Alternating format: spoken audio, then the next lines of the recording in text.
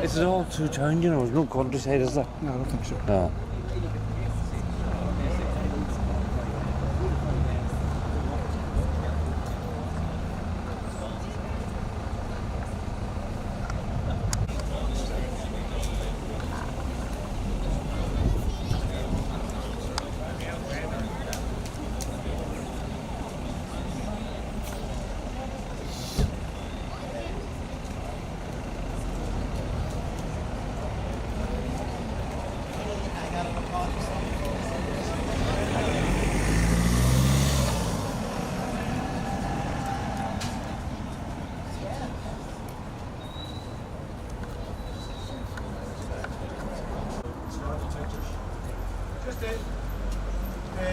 I've uploaded about 15 photographs and images. So if you want people to have their phones with them, to go in for Rostrevor main shed, download the images and then we'll talk through some of those. So some people able to do it, some people won't be able to do it.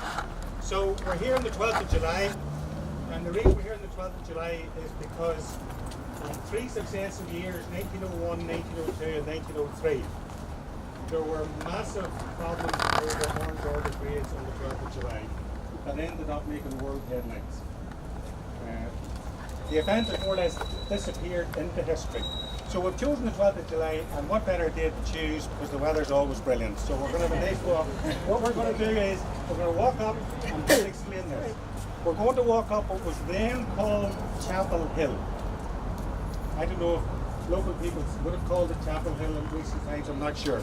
But the issue was this, that local Catholics did not want the Orange Order to march up that hill because there were threats that basically that the convent and the church and the chapel was going to be burnt.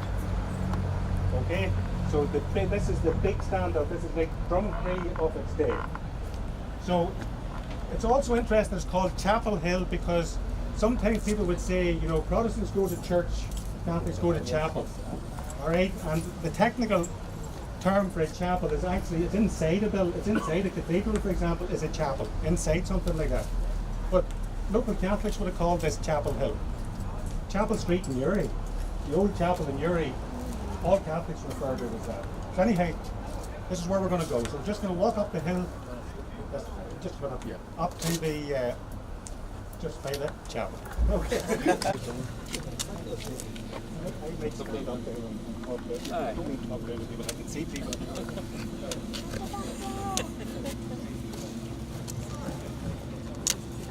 Just gather in right here, please. I'll gather in a bunch. Anybody that has the image with them. The first one is of the old Christian house.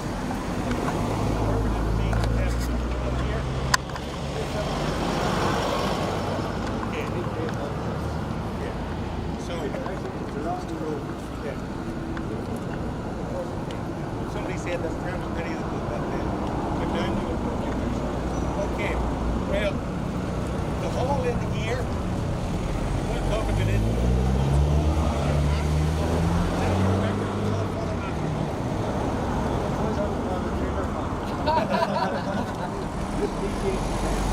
Okay, so what happened is that in 1901, the issue started on the 12th of July, and there was a conflict here between local Catholics and the Orange Order in the village.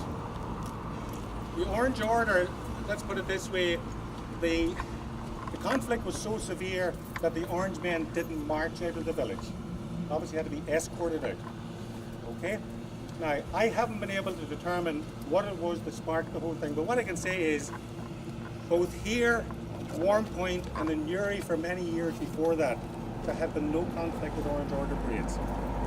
But over these 3 years, 2 in particular, 1902 and 1903, there was huge violence.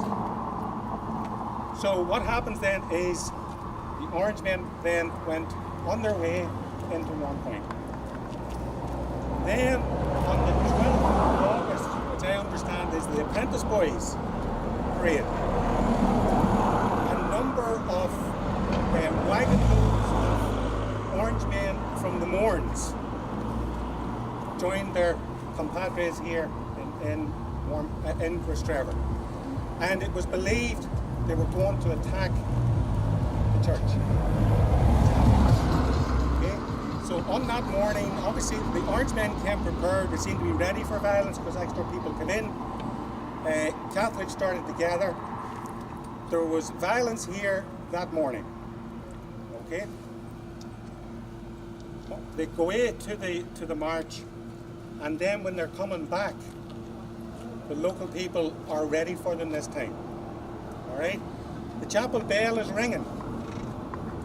It's calling out people basically to arms.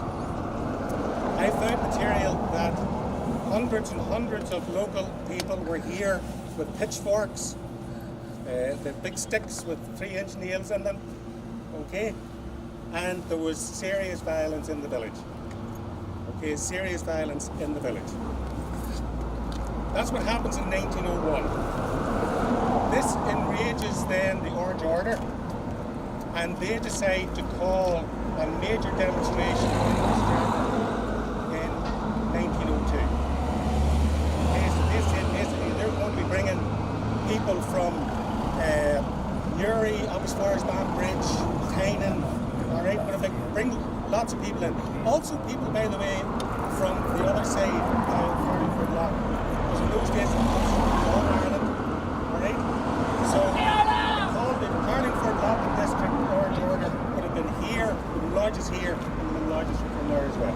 So they're all going to meet, and they're going to march basically in Rostrevor. It is said that they're going to basically attack the chapel.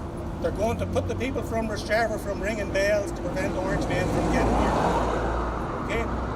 So, what happens is, in this hall round here, Father Matthew Hall, there is a major meeting is called to discuss a counter demonstration. So what they decide here is that people come from all over, Southdown, South Armagh, I think even Cavan, Dundalk, all right? Lots and lots of people. So I think there's maybe supposed to be 500 or so at this meeting. By the way, it's the local parish priest who's in charge. All right? And they say that they're going to call a counter demonstration. There was a group of people called the United Irish League. There was a movement at the time. So they say if the Orange men come here, we'll have 10,000 basically Catholics here as well. So the British government is confronted. What do you do? Usual no-win situation. Alright? What is very unusual is that the British government backed down to the Catholics rather than back down, or to understand, they would normally give in to the Orange men, not give in to the Catholics. That would be normally, I think, historically in history, I've no doubt that's correct. So what they did this time is they realised that there was going to be very, very serious violence. I believe things were happening in the background. So for example, and I'm going to talk about this when we get down round where the old Great Northern used to be. Rostrevor was once, well, still is highly fashionable. I have to be very careful choice my words here.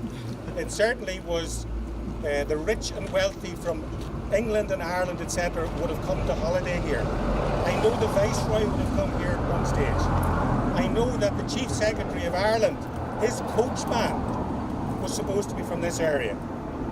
And Colonel Ross of Bladensburg House, okay, at that time he was the Chief Commissioner of the Dublin Metropolitan Police. Alright, so all these connections are here. And those of you locally will know that the Ross family donated the organ in the church. there's other things in the church, and the Ross family converted to become Catholics. All right? So some of these things, it's like the secrets and stuff like that. What happened in Dublin? I'd be fairly certain that Ross of Bladensburg was making representations. I haven't found evidence yet. But certainly they were talking as if the Lord Lieutenant was friendly to the people here, etc. So it's all highly unusual. So the government decide no march. Then there's an uproar on the Orange side. They say, by the way, and this is only a couple of days before the Orange March was due to take place, they say we've trains hired out, etc. Can we not go to Warm Point? All right, so the government then decide this time, okay, we'll allow you to go to Warm Point, but you're not getting out to Rostrevor. And by the way, there'll be no pubs open in Rostrevor that day. That's the punishment for no Orange Reform Parade. But the pubs were allowed to open in Warm Point. But the Orange men coming are in very, very bad humour. All right? And as they're travelling through Newry, for those of you old enough to remember that the trains used to come through Newry, they were firing out the windows of trains with guns. They wounded 2 women. All right? I have no doubt that some of the shots may well have been blanks. It doesn't take away from the terror of what's happening. But they were at live rounds, and there were 2 women were wounded. As they come in towards down towards narrow water, they were shooting out at farmers in the fields. Okay, so they got as far as Warm Point, and they had their parade. They came out along the road, and then turned up to go where the clinic is. It was called Jones's Field or something like that, Excursion Field. It's where the Roans is. The Roans is Warm Point. That is where the field was. So huge numbers. Then, as they're going home, a row breaks out at a pub. Then you get the evidence that considerable drink was taken. Then there are free-for-alls in Warm Point. There's hundreds of police, there's hundreds of army. There's a company of the British Army protecting St. Peter's Church in Warm Point. That's how serious it was. And the fear that the Catholic ministers were going to be attacked. So there was absolute mayhem in Warm Point. You can imagine the reception then that the Orange men got when they went back through Newry after shooting at the people in the morning. So when the Orange men come back and they started to march out towards Trevor Hill, okay, and there's an image there, I think, of Trevor Hill. You'll see it on your phones. Basically, most of you are familiar with it. Basically, the Orange men, as they do today, would have marched there. Hundreds and hundreds of people from North Street, Water Street, Hill Street, they came to attack the Orange men. And they even say that the women came with their aprons full of stones. All right? Women can be very dangerous. Anyhow, they came with their aprons full of stones. And they launched ferocious attacks on basically the Orange men, the police, the army were involved. Okay? They went to New Street, which hardly exists today. They tore down an Orange Arch. All right? There were very, very serious disturbances. Ultimately, the army, the cavalry had to be called out to charge the Nationalists in Newry. So we're talking really, really serious battles here. So that's the 12th of July 1902. The following day, of course, would have been the parade to Scarva. The situation was so serious in Newry from the previous day that no Orange Parade took place in Newry. That's very unusual on the 13th. Basically, it couldn't happen. The place was in mayhem. So what happened then was, it was a massive controversy. And it turns out that several leading Orange men were consulted by the government about the whether to proclaim the Rostrevor meeting. And they were accused that, in fact, they said that should happen. One of them was called the Earl of Erne. Now, some of you who've heard some of this before, you're going to recognise the Earl of Erne. It's going to come up again. But he was the Imperial Grand Master. Okay? And this causes uproar that the Orange Order have been complicit in the banning, basically, of one of their own marches. And there's a guy elected in Belfast in 1902, and he says, we're going to march in Rostrevor next year.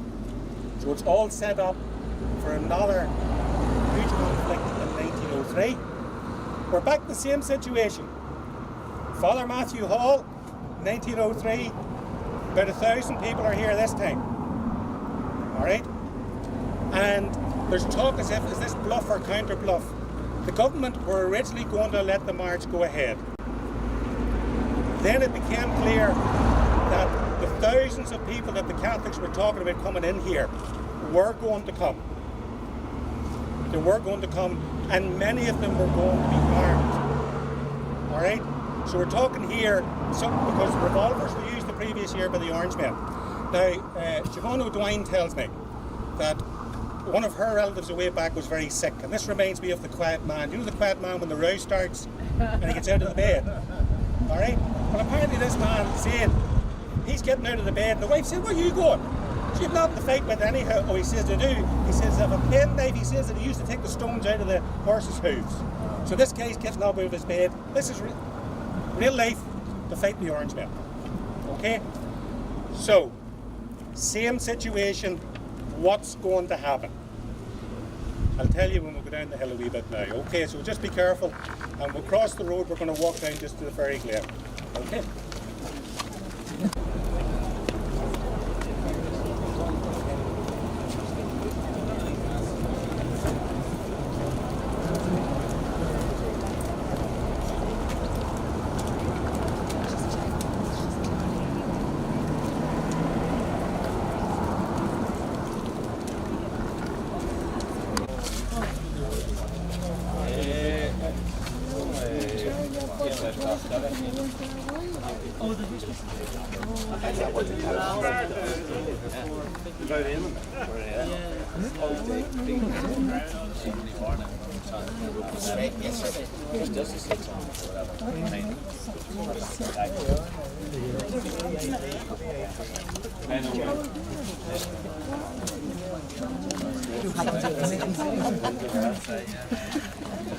Okay, I'm trying to be, I don't want to invade a neighbour's space, but basically Catron O'Hanlon's house over there, that very fine building, was once the RAC barracks here.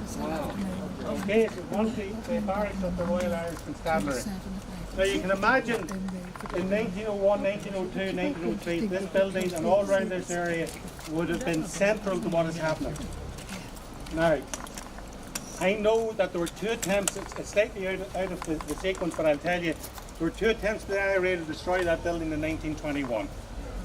They tried to burn it first of all, but local people came out and put out the flames. Then they tried to blow it up, but the explosives wouldn't go off.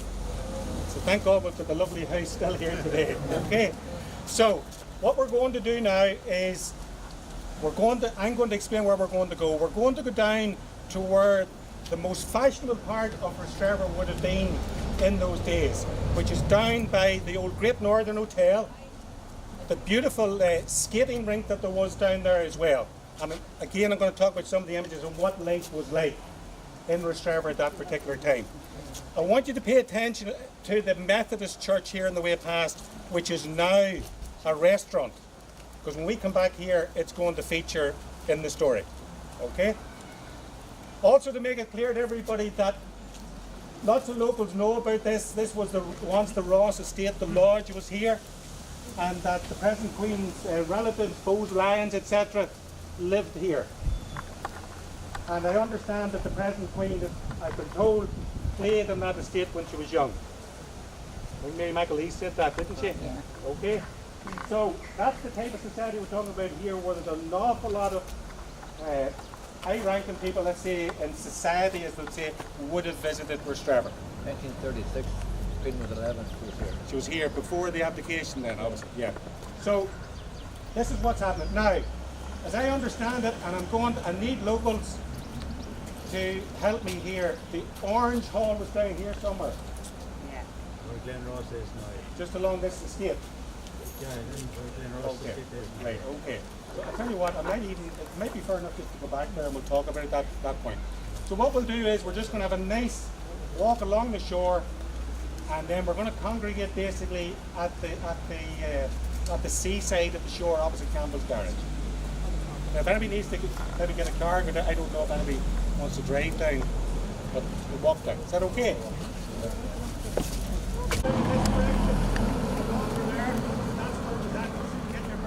village, what happened not that far away from the police station, and the Methodist church. I'm going to talk about it once we come back. It's now a restaurant, okay? And we'll come back up into the village and I'll talk about them at the same point there. Okay, we're going down to the...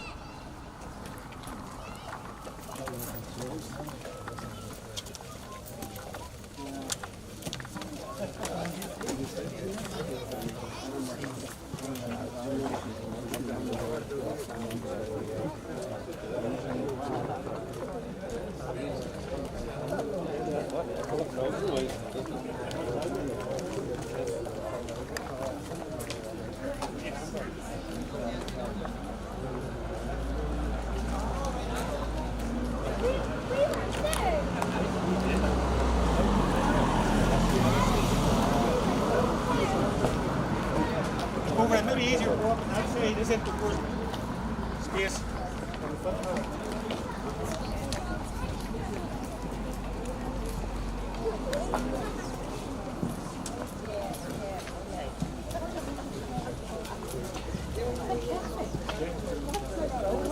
Did you change your mind? Toast, are you? You think toast tonight, yeah?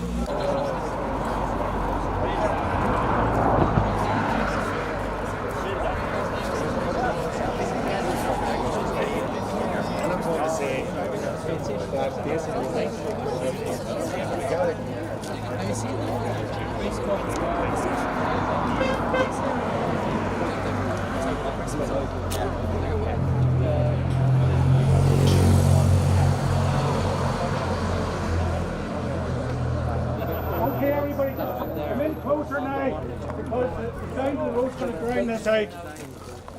Okay? Now, I've brought you down here because I want to give you a sense. There's two things here. There is what the Mourne men would have done as they marched into basically to go to Warm Point. They would have marched very often along the shore road. So on this day, century ago and other times, you'd have heard the orange marches. I'm also going to tell you about a ship that suddenly appears there. Okay? And it's linked into this story. The men in the men's shed know all about it. Okay? Right.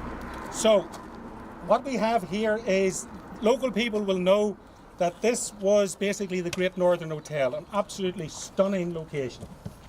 All right? Stunning.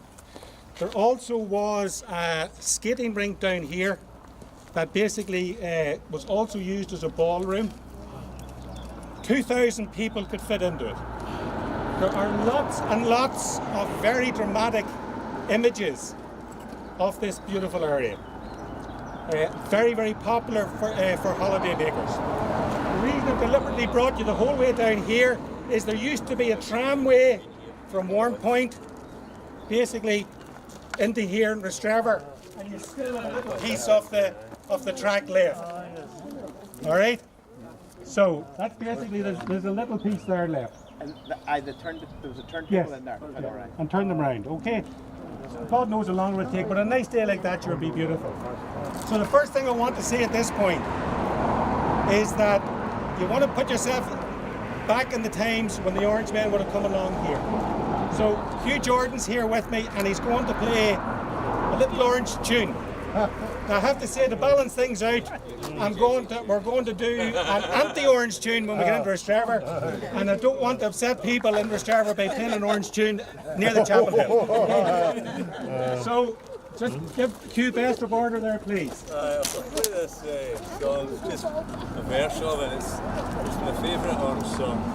It's a very short song, which is probably why it's my favourite orange song. And before I do that, one of the lads was saying we come down the road, just to add to your knowledge of life here, is, do you know the difference between a rich Protestant and a poor Protestant? Well, I was told this morning that a rich Protestant burns pellets and a poor Protestant burns pallets.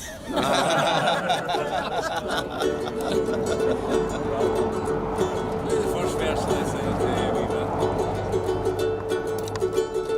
It was old and it was beautiful, and the colours they are fine. It was worn at Derry, Aughrim, and a skeleton and the my father wore it as a youth in bygone days of yore. And it's on the 12th I love to wear the sash my father wore. You see, well, I used to get bored with these songs and used to change the words of them. So I decided to change the words of that song, and you know what it's about towards the end. It goes, it was old and it was beautiful, with tobacco tainted tips. It hung in repose from beneath his nose, covering top and bottom lips. Yes, my father wore it from his youth till he died at 94. But we never knew it was stuck on with glue, the moustache my father wore.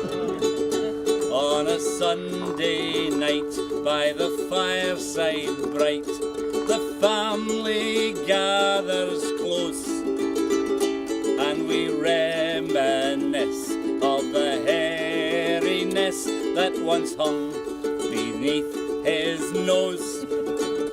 From the mantel place we take down the case where we kept his tash in store, and we cry a lot as we each get a shot of the moustache my father wore.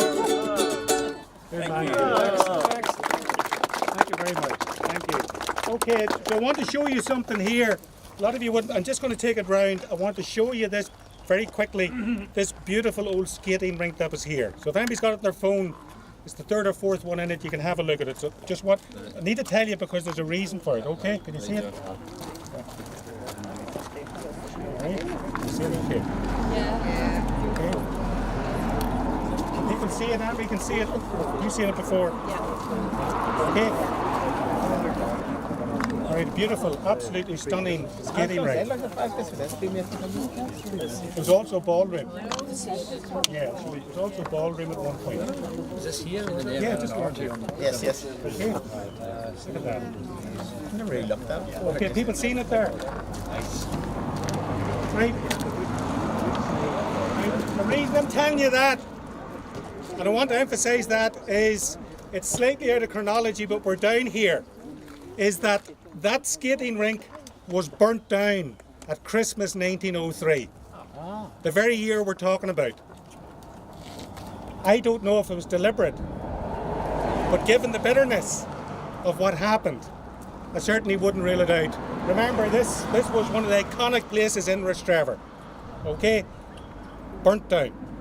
And we know, of course, later on, the Great Northern was firebombed as well, and they've just been obliterated locally. Okay, so that's the Orange Men heading this way.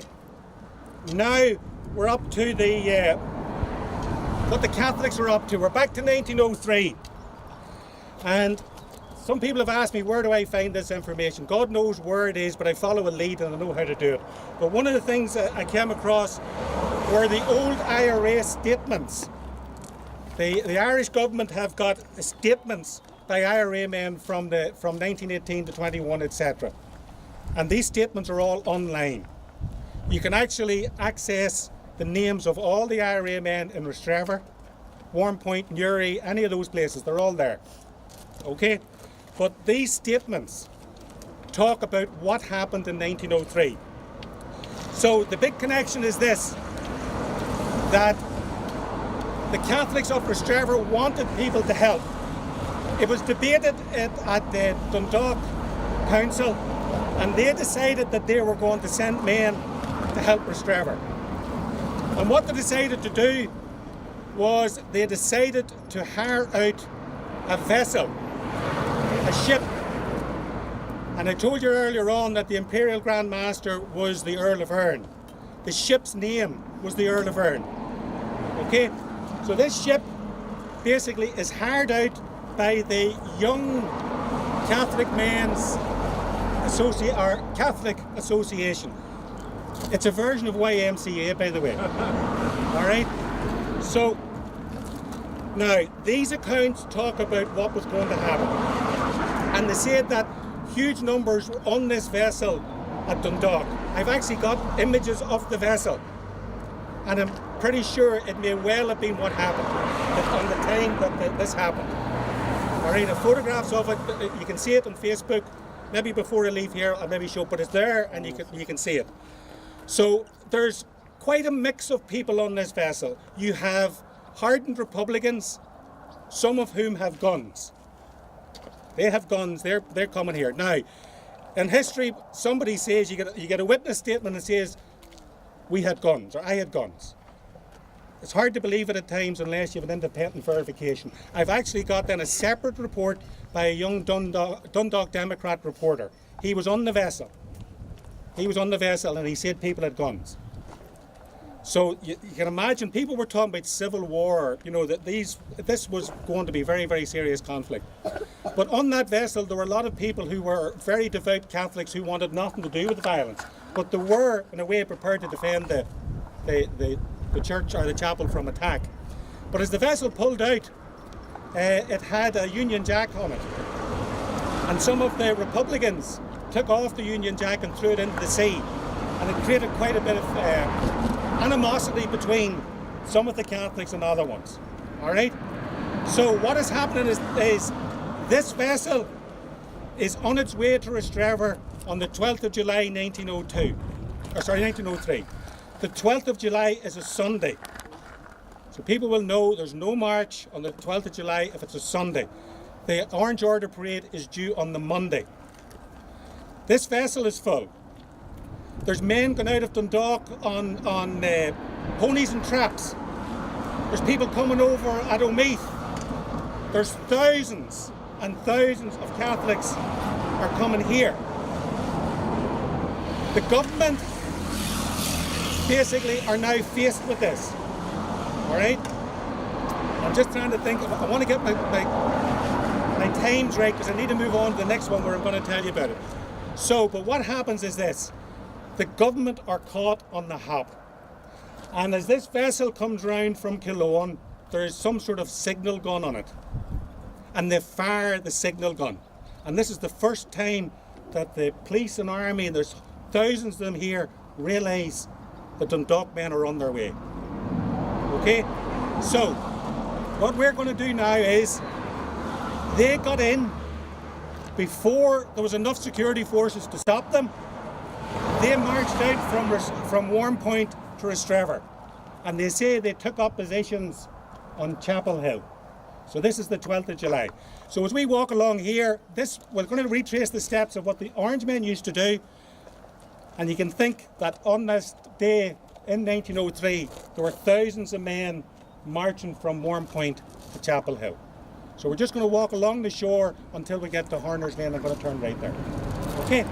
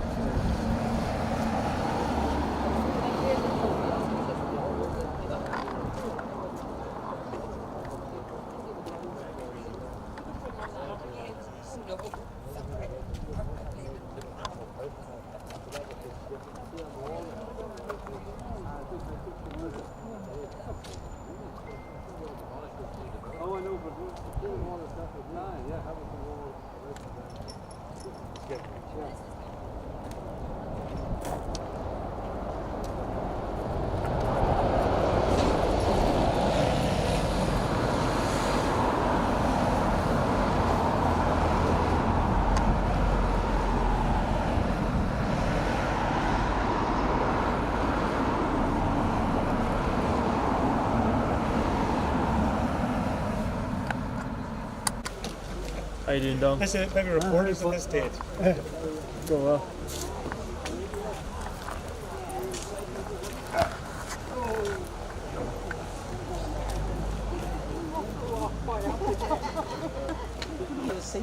One over. Sit down.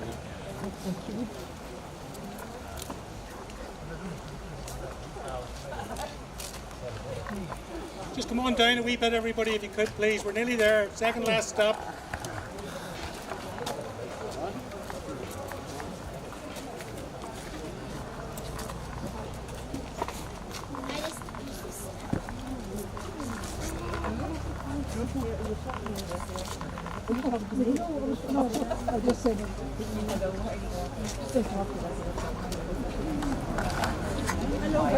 All right, everybody, so it's the second last stop.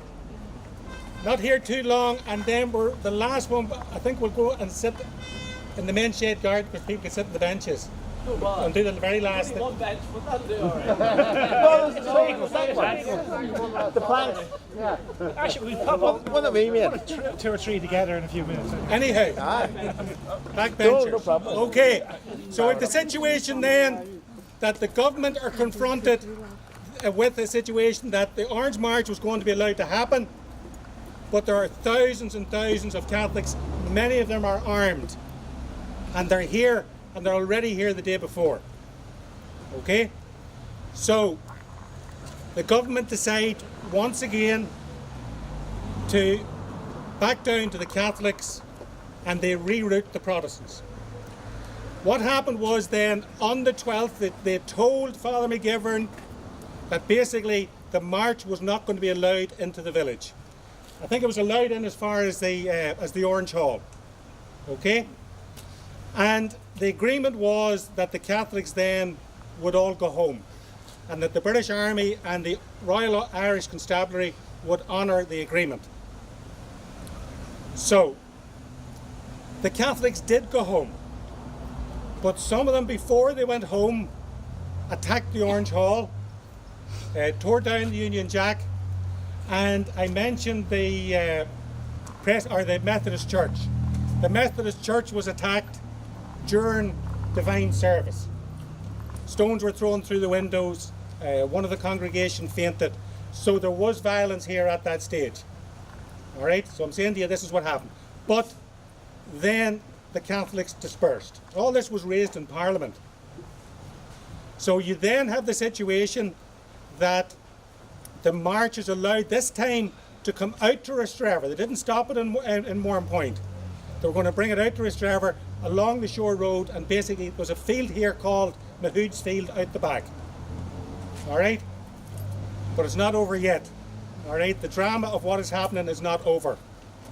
The march then basically is on its way out. So I'll tell you the end of the story when we get up into the... Ta-da. Drum roll. Drum roll. Actually, have a drum roll, yeah.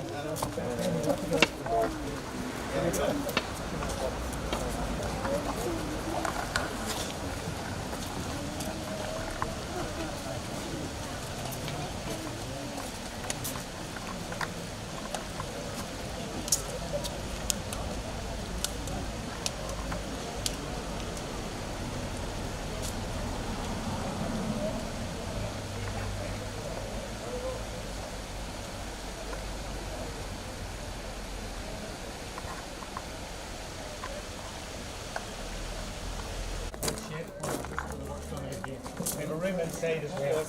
This was the That's the last piece of the original sanctions was there. Oh my God, she'd be the first in my house if it was reversed.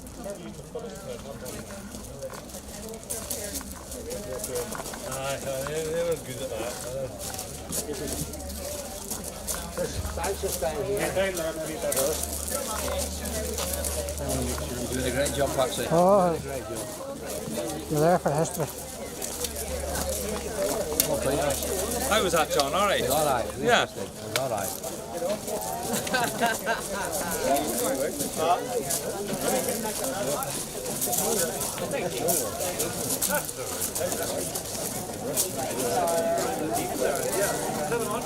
But you make all these things then, yeah.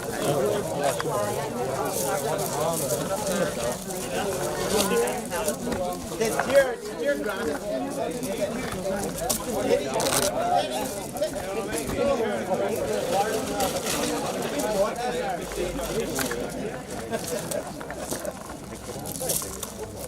Okay, does anybody want to take a seat here?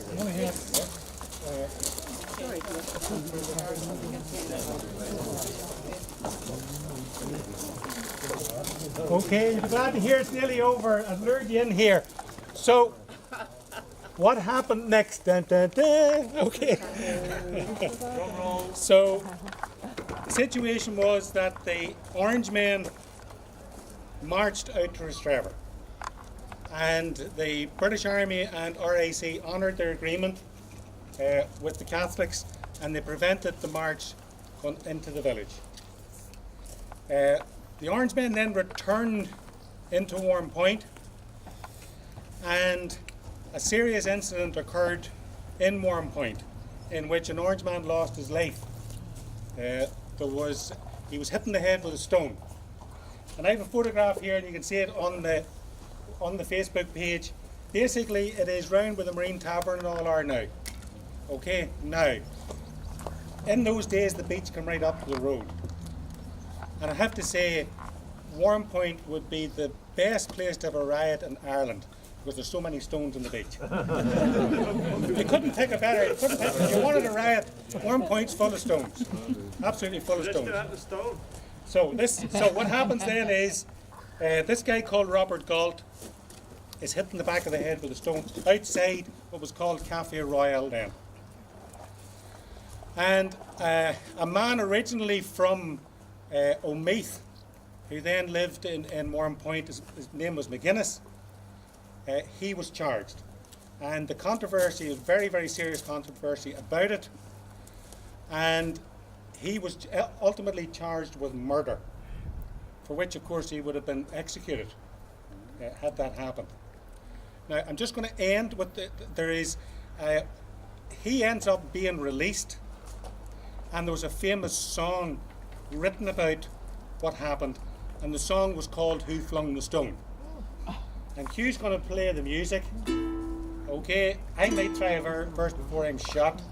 But anyhow, I'm going to finish with it because I think it'd be good fun. And then I'm going to ask Mark Gibbons, who's the chair of the men's shed, just to talk to you.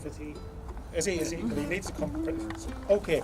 So what happens then is, before I finish with that, is that there was further serious violence in Uri. The Orange men never returned to Rostrevor until 1930. And I understand that there have been a number of marches since, but they never went up the Chapel Hill. Would that be right? Okay, so it's not as if there were never Orange marches here again.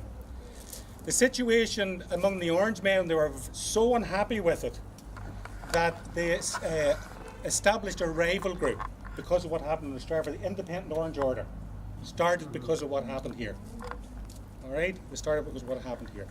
And then what happened as well, in appreciation for what the people of Dundalk did, a portrait was drawn of the convent and the church, and it was presented to Dundalk Council. Again, the image is here. You might have seen it, anybody on Facebook, the invitation, the image was there. That image, I understand, hangs to this day in Dundalk Town Hall. All right? So what we're going to do now is, and I'll give you some of the words, I might try one, but anyhow, I'm now going to tell you the song. I was very good earlier on at having an Orange song, and I'm now doing it. This is now another party song. Do people understand? But you know, the Sash is a party song. This was then became a Catholic party song, and it was sung quite a bit around the country. Okay, so just I want to find it just a wee second first of all, and you play like the first wee verse, and then I need to see the things.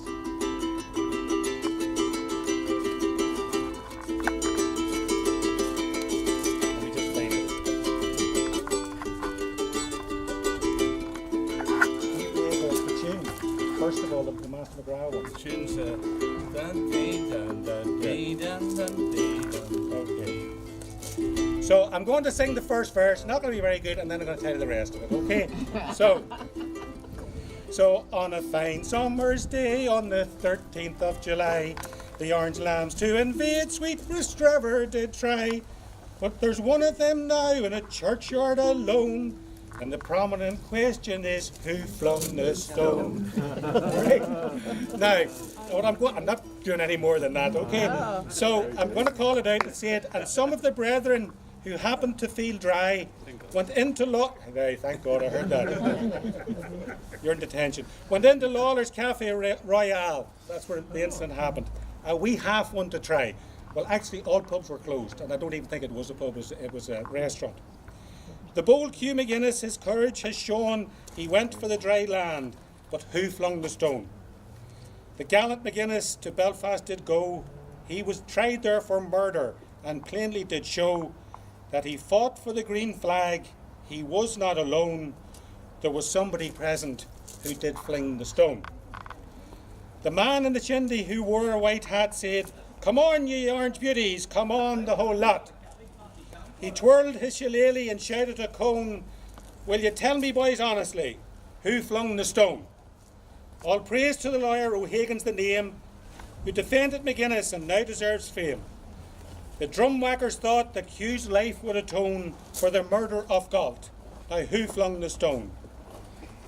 One of the brethren, now known as Galt, lies under the sod, not McGuinness's fault. The man from the band was cut to the bone, but the prominent question is who flung the stone? Okay, Mark, I just finished now. You want to... Thank you. Thank you very much. There's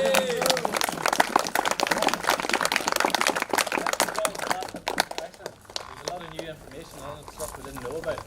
Are you going to write a wee book or a wee No, pamphlet I'll about it? Look, I did that part of it anyhow. Yeah, So. no, it was very good. Thank you very much. Wasn't that a decent effort? I mean, you know,